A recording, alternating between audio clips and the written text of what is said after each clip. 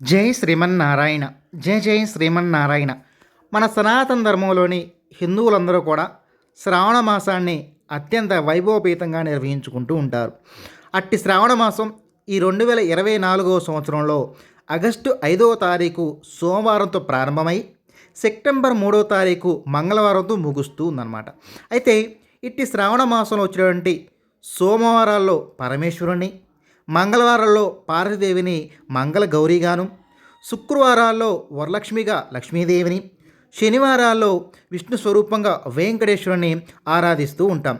అలాగే ఇందులో నాగుల పంచమి, గరుడ పంచమిగా విశేషంగా నాగులను పూజిస్తూ ఉంటాం.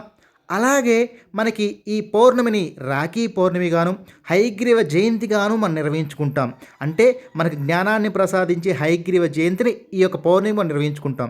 అలాగే శ్రీకృష్ణ జన్మాష్టమిని కూడా అత్యంత వైభవపూతంగా ఈ